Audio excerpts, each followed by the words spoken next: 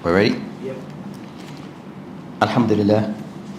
نحمده ونستعينه ونستغفره ونعوذ بالله من شرور أنفسنا ومن سيئات أعمالنا من يهده الله فلا مضل له ومن يضلل فلا هادي له وأشهد أن لا إله إلا الله وحده لا شريك له وأشهد أن محمدا عبده ورسوله صلى الله عليه وعلى آله وأصحابه ومن تبعهم بإحسان إلى يوم الدين أما بعد.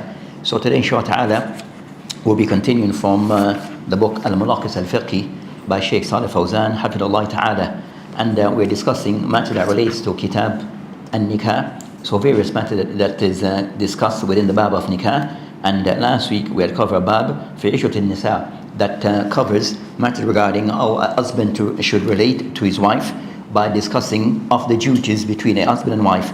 So the author rahimullah will still continue some of those matters that we had started last week inshallah ta'ala in this new chapter. Aywa.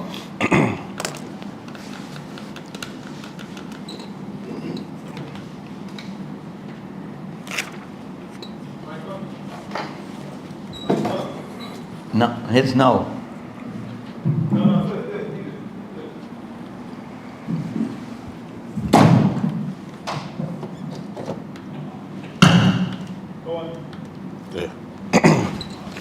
Bismillah wa salatu wa salam ala Rasulillah.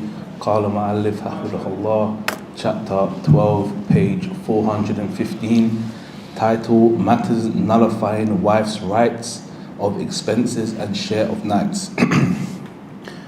If the wife travels without the permission of her husband or with his permission but to fulfill something for herself, her right of expenses and her share of her husband's time in case she is not his only wife drop.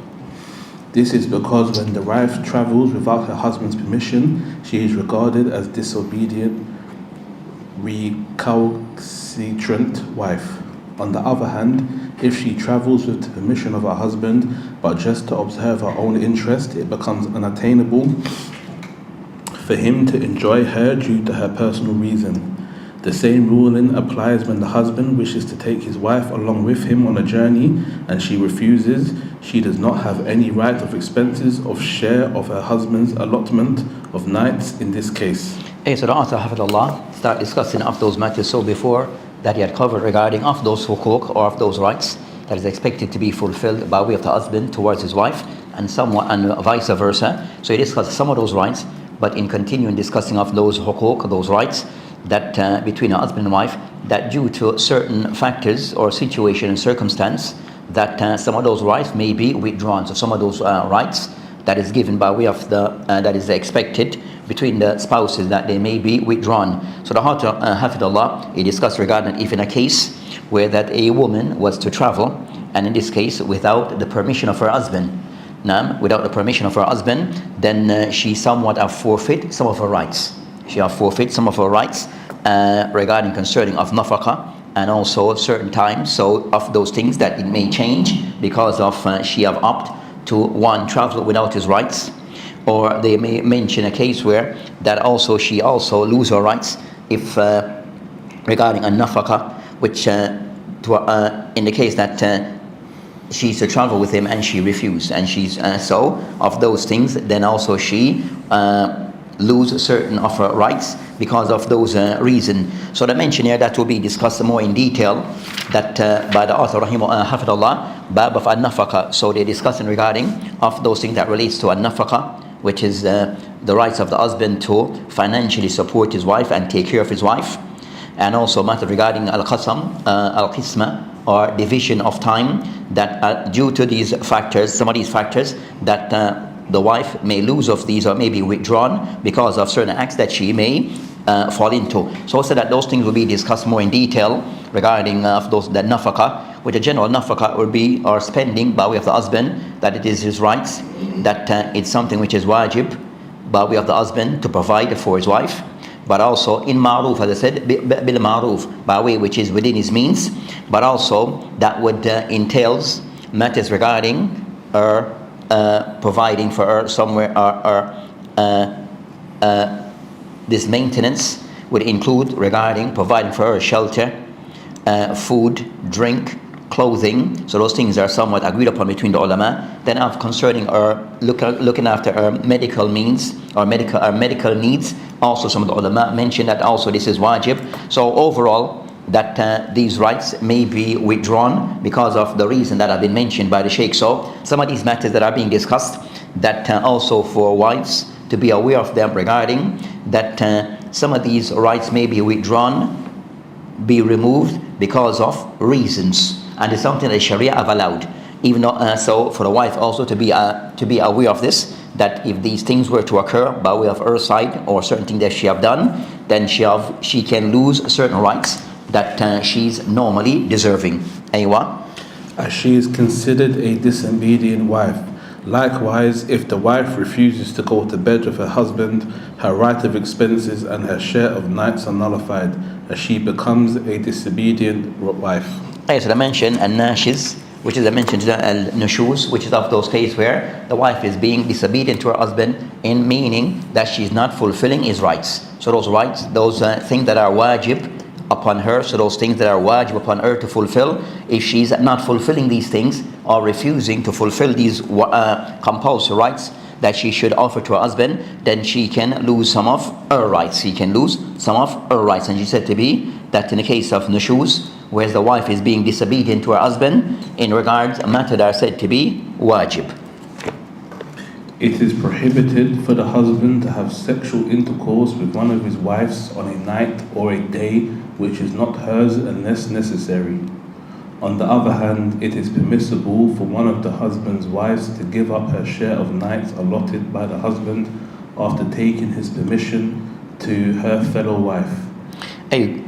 So I mentioned of those points because in my book they have like in a point. So so the mention regarding that after يحرم على الرجل أن يدخل على زوجة من زوجاته في ليلة ليست لها.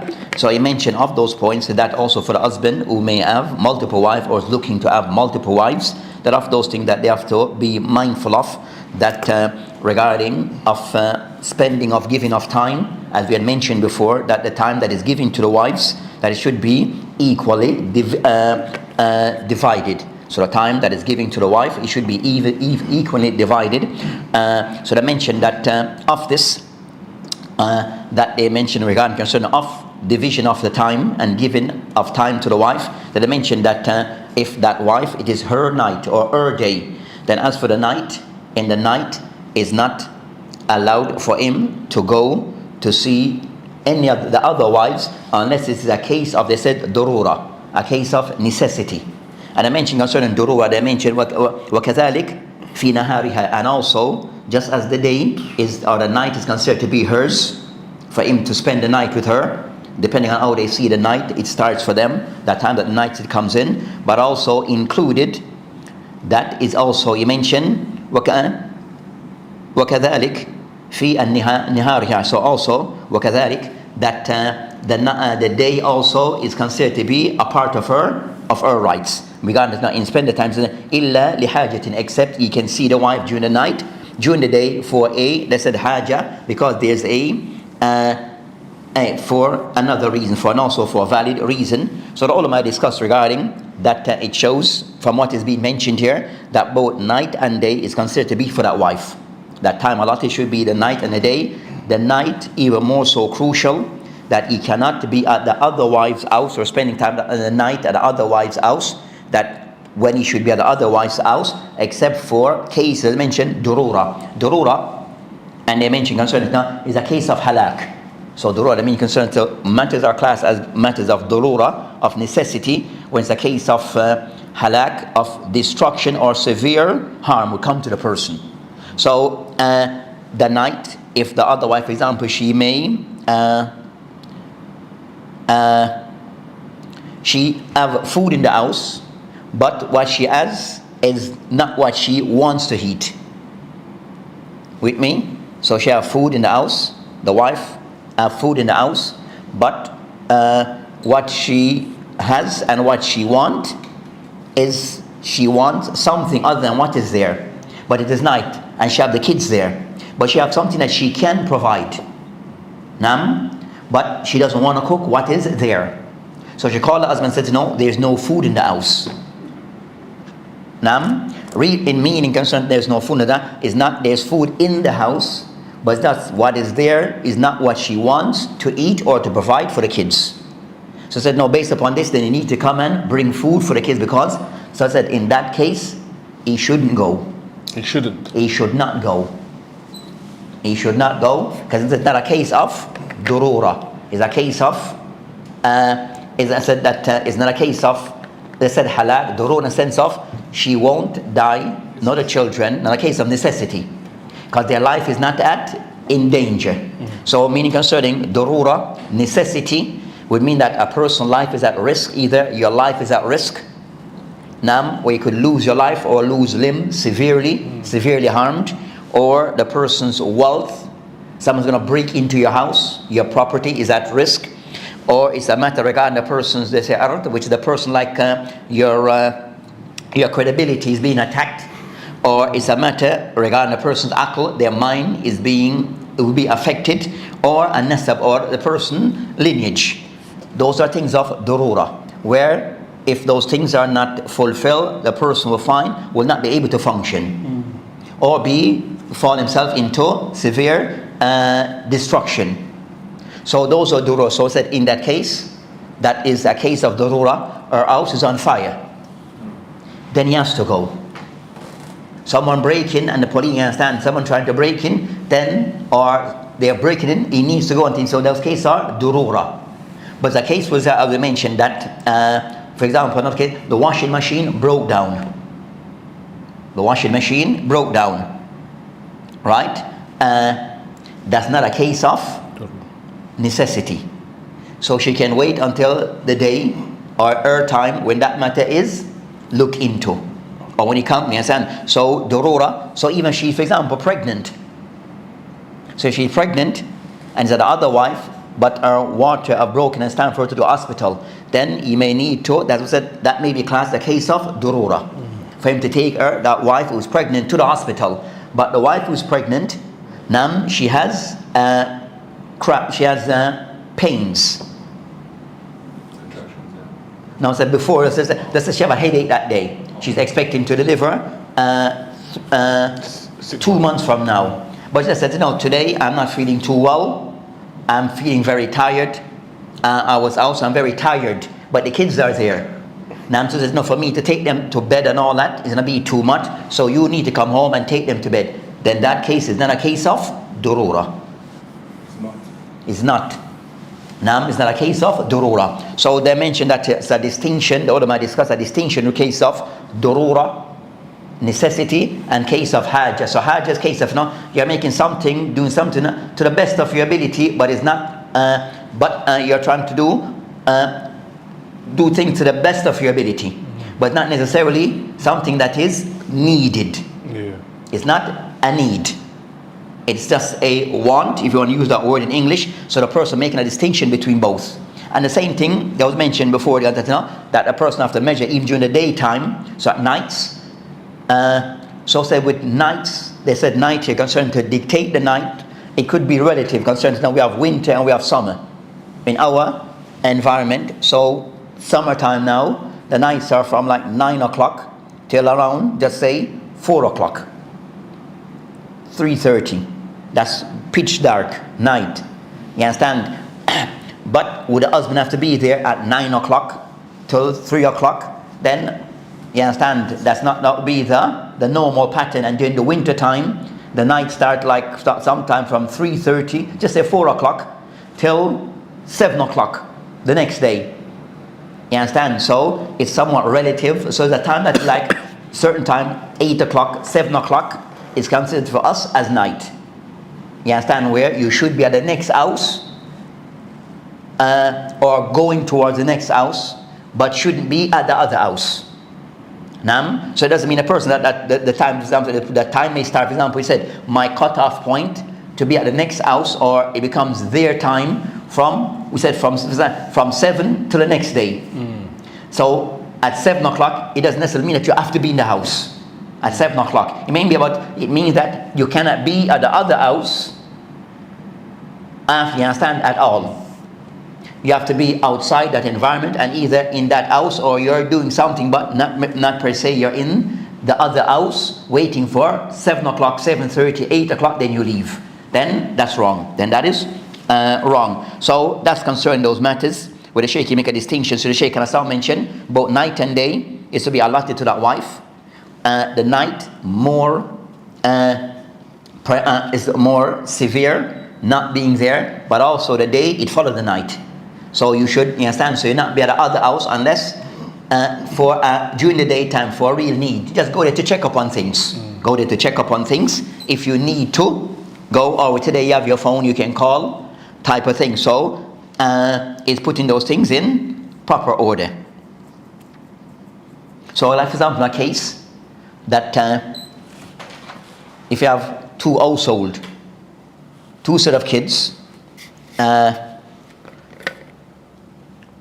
with one, you pick up the kids and take them to school and pick them up, but you'll do that with one household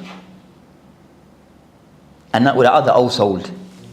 Then not permissible. And then that can be, then that matter need to be reviewed. That matter need to be reviewed. So try to be as fair, unless there's a real reason, unless both agree to this. Unless everyone involved agree to this. So a person might say that house is closer to that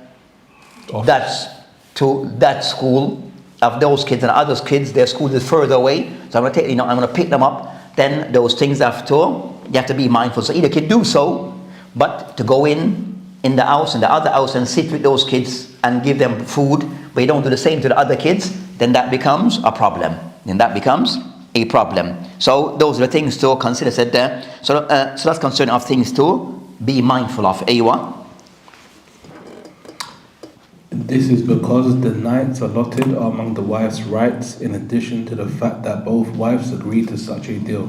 To illustrate, Sauda, one of the Prophet's wives, may Allah be pleased with her, gave her night to her fellow wife Aisha radiallahu anha, so that the Prophet sallallahu alaihi wasallam used to spend with Aisha both her night and that of Sauda. However, if the wife who has given her share of nights to another claims her share back, the husband is to comply with her request. Yes, that's twofold from that. So one is that one of the wives can give up her time. So she can willingly give up her time to another wife. So that is something which is allowed.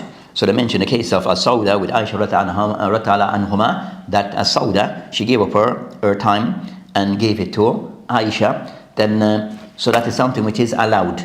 That one wife may at times give up not just her time but some of her rights, as mentioned, even with nafaqah. So she might give up some of her rights. So that's if she chooses to do so, then that's her choice to do so. Then they mentioned that also with this, if she initially agreed that I give up my time, but then months or years after said I want back my time, then she also have that right. In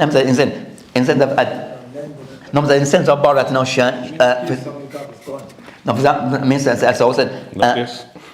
example, we say that I give up. For example, there's a case. He has multiple wives. Now, so he has 2 wives or 3 wives. One of the wives is pregnant and she's going through difficulty. The pregnant wife, right? So the other wife mentioned that, seeing the situation, that we said, okay, we're giving up our time until our pregnancy, until she delivers, or a few weeks after delivery, because she's going different, then that's allowed. And they stipulate also, for example, they said we're giving up 2 months, a month before she delivers and month after delivery, right? Then you know exactly what the scenario is. In that situation, can the wives then say, but we want you to make the time back? And so that's also come back. So in that scenario, they give up. That time is not to be made up. It's not to be made up. Not to be made up because they gave it away. Now, because when you use the word loan, so it's not something that said okay. So in another case, so said in that case, that scenario, another case, the wife said for whatever reason, I understand that you can. I want you to give my time to your other wife. You understand? She didn't stipulate for how long. You and her can have that time together. Then a year after, she changed her mind and said, I want everything to go back to, That was. you understand, normal sharing of time. So that a year, you understand, so he has to comply since then in giving both their equal times. But as for the time that she gave up, then it is not made up. Because she did so under her own choice and will. So it's not to be given up. So she cannot take it back because she gave that away. Could a husband say that there's 7 days in a week? And a husband's got 2 wives. Could he say 3 nights, and then 1 night for me? Like, You know, could do. So whatever he gives to the maintenance, whatever he gives to one has to be given to the other. So if in his system, they said, okay, he said 3 nights for one, 3 nights for the other, and 1 night is my thing. You understand? He has his own place and can somewhat or stay at his parents. But that so he could do that. But at 1 night, instead of that, he cannot give it to one other.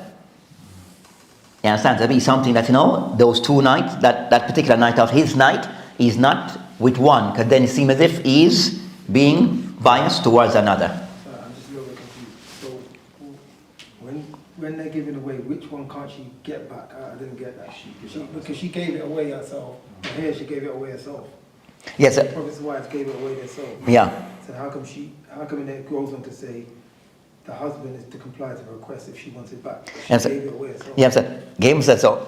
Sauda said that she gives, and so a wife says that, like in Sauda case, that okay, so a wife said with her husband that I don't want you. I'm giving my time to the other wife, right? So he said, okay, that's fine. So she gave up her time to the other wife. So he's spending most of the time with that other wife and see her less. So then she says, after a year after, or say 6 months after, the wife who gave up her time, she said, the time that initially I said that to give I want my time back in sense of what I gave. I want from you from this point now to start to give me the time that I'm deserving. You understand? So that's why I said go back in a sense of not that she's taking back her time. It's meant from the time that she says that I want things now to go back for us to equal timing now to be shared between us. That's what is meant. Okay. You understand? So before I give her my time, from today onwards, I want now to know time to be split equal amongst us. Okay. Clear? So I want my so anything they give up of their rights, they came to them and said, I don't want you to pay for me, nafaka. Then she also can do the then later on she said, no, I want that to change. Yeah, I get it. You understand? Even if the marriage was built on that foundation. If it was something that was so said, if it's a case where before they got married, upon getting married, that was a part of the agreement between them. That he would not, for example, as an agreement that he would not provide for her. That was agreed upon that we're going to get married, but as the husband, I'm not responsible for providing for you. She agreed to that. She's wealthy, whatever the case is. You understand? Then if that's a part of that, said of the shurut fin nikah, that was one of the conditions of the marriage, that he would not provide for her. Then that's expected to be complied with until as long as they are married. Because that was the agreement upon getting married, of the thing that she forfeit that right from the time they got married. And it was a part of the contract that they agreed upon. You understand? So if she says later on I want to change my mind, then it's like you're breaking the contract that we agreed upon before we got married. Does it have to be put in writing? Then that has to be now discussed between them. You understand? So in the sense of he can, based upon that ground, he can say no, end the marriage, or we can work something out. Because I married you on the terms that I'm not going to provide for you. Does it have to be put in writing, everything they agree? That before, sometimes those things are not even said, so it's best in today's time to have it in writing. But of the thing that if those conditions are there and it's in writing, then should be known to at least to the witnesses. So they are tested. That's considered. So, and that's that's of the purpose of the witnesses. You understand that their witness concern if there's any agreement, so they can say yes, we testify to those things, and that was what the marriage started up. That was of the thing that was of the condition of the marriage. So if it's not written, then it is explained. But it's ideal to have it in writing. Aywa. Moreover, it is permissible for the wife to give up her right of expenses and share of nights for the purpose of making the husband keep her as a wife. Allah exalted be He says, and if a woman fears from her husband contempt or evasion, there is no sin upon them if they make terms of settlement between them, and settlement is best. Surah An-Nisa, Ayah 128. With regard to the aforementioned verse, Aisha said, it concerns the woman whose husband does not want to keep her with him any longer, but he wants to divorce her. So she says to him, keep me and do not divorce me, and I give up my right of expenses and my share of nights. Yes, that's clear concerning so that's concerning that in cases that this may occur. In addition, when Sauda grew old and feared that the Messenger of Allah ﷺ may leave her, she said, I give up my night, i.e. the night of the Prophet ﷺ spends with her, to Aisha. It is important to point out that if one marries a virgin while having other wives, one should spend the first 7 nights with her, and then by turns without deducting those 7 nights from her share afterwards. However, if such a man marries a woman who has been previously married, i.e. not a virgin, he should spend the first 3 nights with her, and then by turns without deducting those 3 nights from her share afterwards.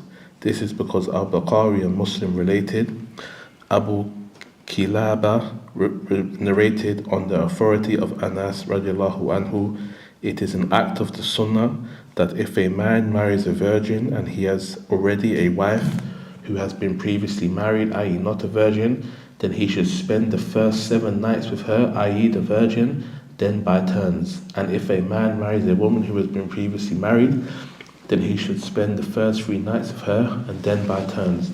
Abu Kilaba commented, if I wished, I would have said that Anas ascribed this hadith to the Prophet sallallahu alaihi wasallam. Yes, the next discussion that he mentioned is matter regarding if a person then takes on another wife. So it's a case that a person, this may be your first wife. So if it's your first actual wife, then as to how much time you spend between them, then this doesn't apply regarding 7 or 3. So this applies in a case where a person now is taking on an additional wife. So you have another, whether he has 1 wife, and you're going to marry us, and he has now married a second wife. Then that second wife, then she is allotted a certain amount of days. So that amount of days will be decided based upon, is she a virgin or is she not? So if she's a virgin wife, then she's allotted 7 days for her and her husband to be together.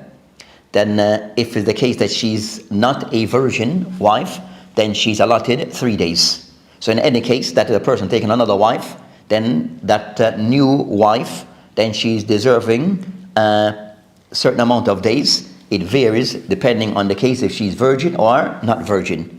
Then after that, he start then to divide the time. So those 7 days is doesn't need to be made up with anyone else, right? So then whatever system is now put in place after that term, that 3 days or that 7 days have come to an end, then the person now start to give each wife the allotted time. Still, if the man's bride who was previously married, i.e. not a virgin, asks him to spend with her the first 7 nights instead of 3, he should comply. Yet he has to spend the same number of nights with his other wives. After that, he is to apportion nights among them all, 1 night for each by turns. This is because when the Prophet ﷺ married Salama, who had been previously married, i.e. she was not a virgin then, he ﷺ said to her, there is no lack of estimation for you on the part of your husband, i.e. himself, so if you wish, I can stay with you for 7 nights, but in the case I do, I shall have also to spend 7 nights with each of my other wives afterwards. related by Ahmed, Muslim, and other compilers of hadith. Okay, so that's it. The main thing is that the allotment of time should be equal. Should be equal. So if the person give one to each, 2, 3, whatever it is, equal timing. Said, consider in our case, the Prophet had at one point 9 wives. So it will be a daily. So they go to each wife daily. So in our case, or in case that we have, that's allowed for other, that we have we can have up to 4 wives. So the person now, how many days are given to each, then the person can have someone to work those things. You understand? Work it out and see what is, you understand? According to what is reasonable. What is reasonable, but also fair and equal. So either night, or 2 days, or 3 days, or 4 days, or 5 days. But then it becomes, when you start to spread it, become too much, it becomes difficult. Especially when you start to have children. If you give each wife 10 days. You understand? Then your kids, if there's children, you understand, to monitor things properly. And excepting people who live overseas. With all those type of cases, you understand, overseas. And even those cases, just to add, those cases concern our brothers or those who may have a wife overseas. So you have the country that they mainly reside is Western country, but they have another wife in another country. I said the splitting of time is still supposed to be what? Equal. Still supposed to be equal. So the local wife that lives in your country that you are, and the wife that is living in the other country, you understand? If one is given, if you spend whatever time is spent is one, the other is deserving. Because whether they live in the same country or different country, then the time is still the same. Unless you understand, they give it up. What about financially? Like, is rent? So in a sense, so time spent have to be equal. As for nafaqah, which will be including rent and maintenance, then those things have to be just.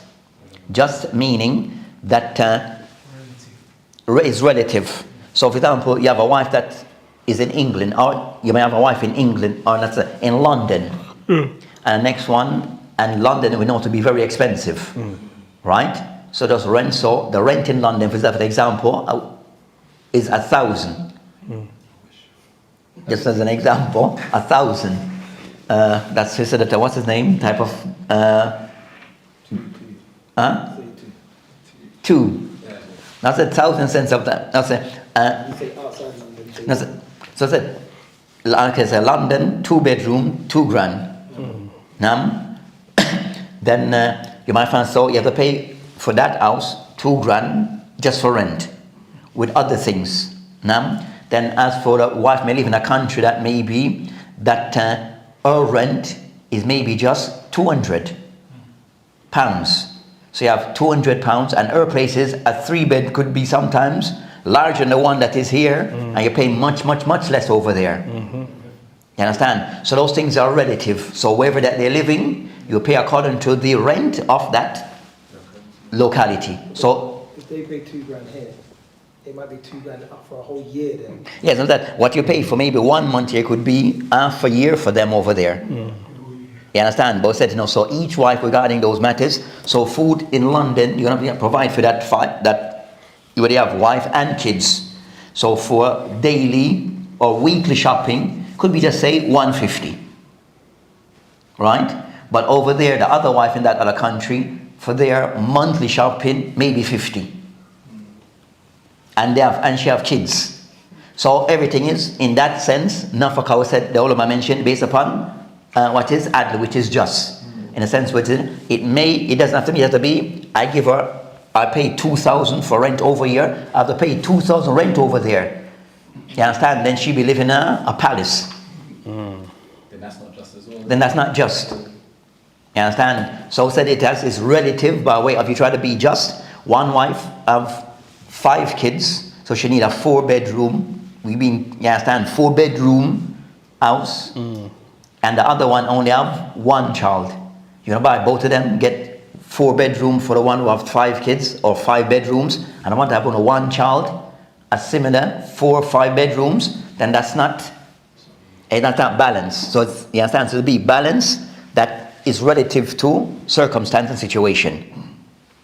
But he provides for both according to the means of that locality. Aywa. One of the relevant issues in this connection is the wife's disobedience, arrogance, and violation of her marital duties towards her husband.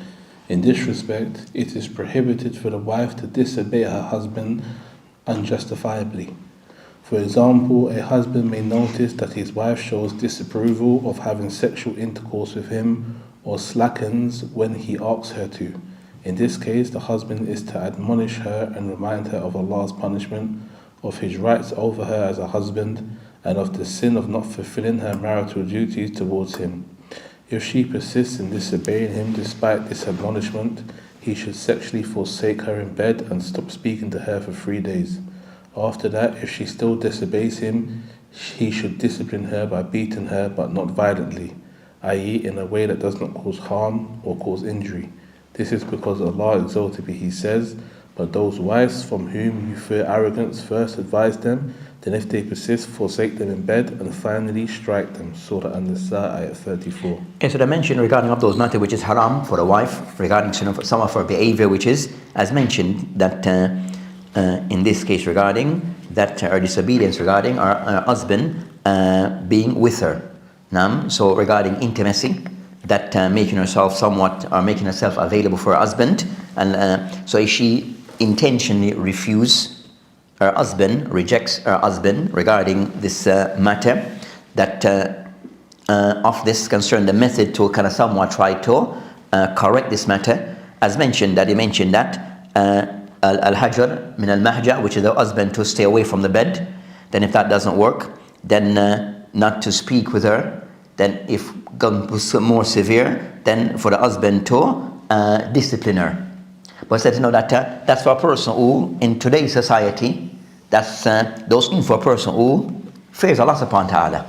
A wife who fears Allah subhanahu wa ta'ala. That some cases they don't really care. You understand? So said that method, if you try to hit her with something the wife is really not, you understand, not, then she's gonna call the police on you. You understand? You leaving the bed, she's happy for that. You understand? So these matters, there's some matters regarding concern that that is for a woman who, you understand, there's some taqwa. You understand? So not just saying that we're Muslim, and everybody understand that Muslim or Muslima, we're on different levels, just as men on different levels regarding their practice. Then also the same thing regarding women on their different levels regarding their practice. So is each person know their situation where, yes, this is mentioned in the Quran, but application in a certain situation, it may mean it wouldn't benefit your situation. It may not benefit a particular person's situation, because the wife, she's on a different thing. That's the best way we can say. She's on a different thing. Her mindset is different. She's Muslimah, she will pray, fast, but certain things, the approaches, I don't even know what's the word to find, but it wouldn't change. It's not going to have much impact as we may think. Aywa. I've got a question. When some, I won't say feminists, but when some people speak about this ayah, and Allah mentions the word strike here, He uses the word darab. Hey. But in other places in the Quran, Allah uses the word darab, but not for striking. So they emphasize that. Some people misinterpret that Allah means striking, but it doesn't mean strike, but meaning that they say like an example. An example is like A similitude. a similitude, yeah. So it's not actually meaning Not physical striking, but a metaphorical. Yeah, I don't know. I didn't get to look at the tafsir, but So I go back concerning that. It goes back regarding concerning that in certain that you have certain words like in Arabic may have multiple meanings.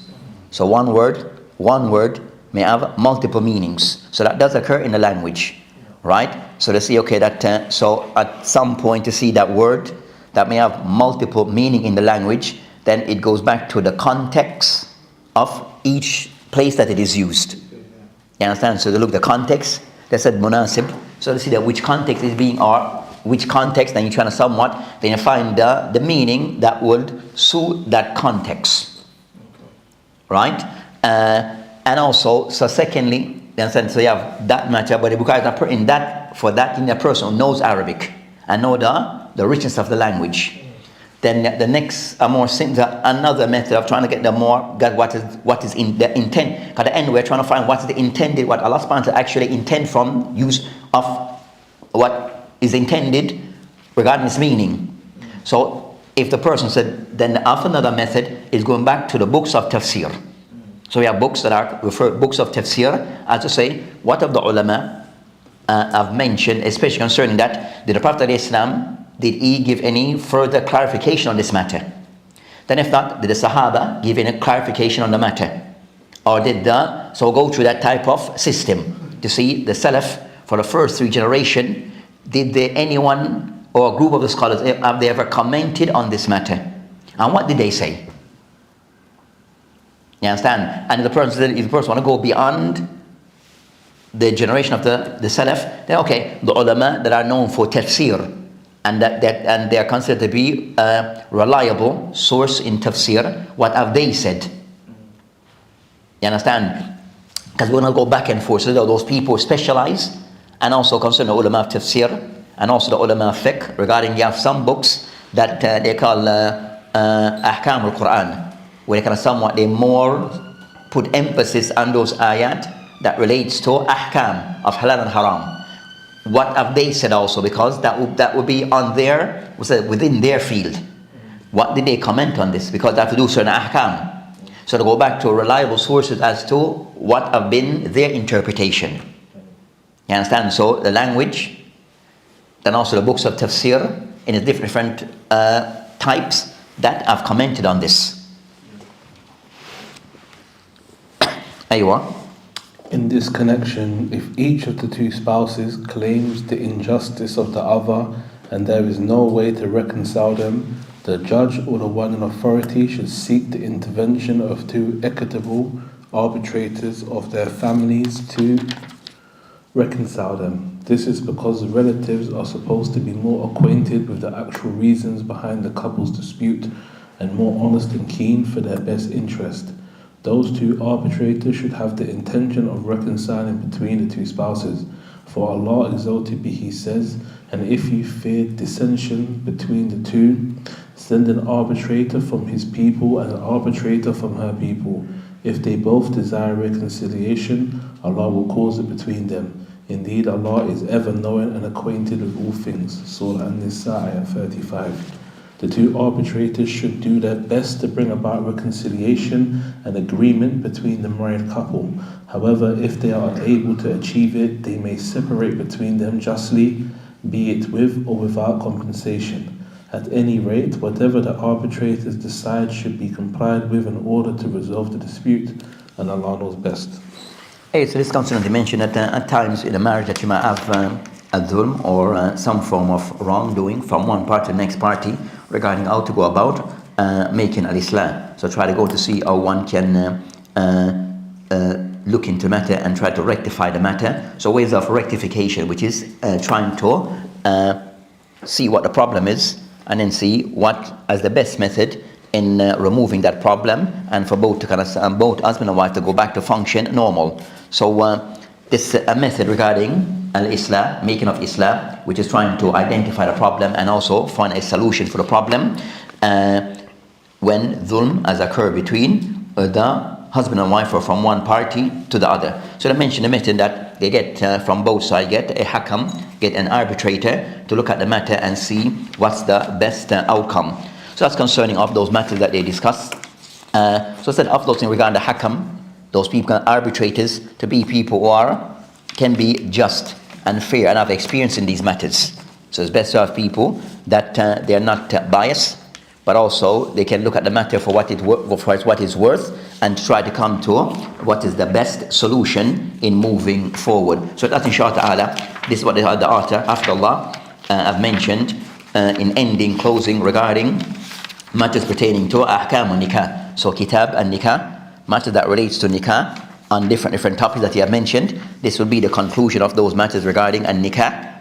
Then the next thing to be discussed concerning the opposite, which is to bab al-talaq. So that inshallah will end for today. Aywa. Well, for some of us that come from families that are not Muslims, when the issue of Islam comes in, how do you get arbitrators to help you? To mediate. So, like, let's say a woman, for example, she's from a Muslim family, but you don't have anyone, you're from a Kufa family. No, so in those cases, then is to find two from the Muslim or some of the Muslim community, then for them to be the one to arbitrate.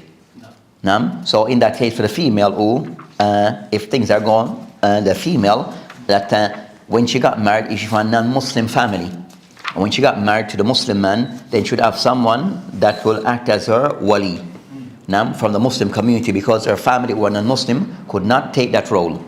Right? So either she can look at that person if he's qualified, or the person have that skill to act as her arbitrator, or she can find others within the community that can serve that role. Some people from the community who can serve that type of role. So basically they have to be Muslim. The idea to be Muslim said that we found that with the arbitrators, if they're not Muslim, they understand concerning that our approach and ideals regarding marriage in full. You understand, like in the Western environment, that just for example, if you were to put up, he has 2 wives, 3 wives, her family might be thinking you're already oppressed from the start. You understand? So they kind of somewhat, so is people kind of somewhat understand regarding Islamic practices, and how to, you understand, what are their options. So for us, we have different options. Right, we have Islam and how to go about making Islam, and what even for a non-Muslim arbitrator, understanding what is right and wrong, what is halal and what is haram. You understand? So their perception of what may be halal and haram, or you understand, right and wrong, may be different from us. You understand? So they might see that she might, you understand. So you have different. Their perspective of things may be too different. You understand? So they might not understand certain things. You understand? So for example, that's the example that we mentioned today. That, for example, the wife that she doesn't want to have intimacy with her husband. They might say, it's her body. You can't force her. You with me? You can't force her. She's her body to make that choice. You understand? If you try to, as the husband, try to use the word, you understand, try to be more firm, they might call that rape. You understand? So if you were to, you understand, you understand. So you have those things so different. You understand? So for you to have intimacy, you must have her consent. If in their mind, you understand, no consent, it means it's a different, you understand, they see it different. What they consider to be consent and non-consent. So consent, verbal. If you understand, you might, so it'll be a bit tricky, them getting involved in certain matters. I said sometimes, but we're not saying that, in certain matters, that she cannot still refer back to her family. You know what I mean? So we're not saying that. Some matters, she can still have her family to be, yes, have non-Muslim family, but they're decent people and concerned people. So some matters she can still take with them, and they can still support her or try to mediate. In some matters, yes, but in some matters it may be a bit more complicated. That requires people of Islamic background. So to make that clear. نعم. طيب وبالله توفيق. السلام عليكم ورحمة الله.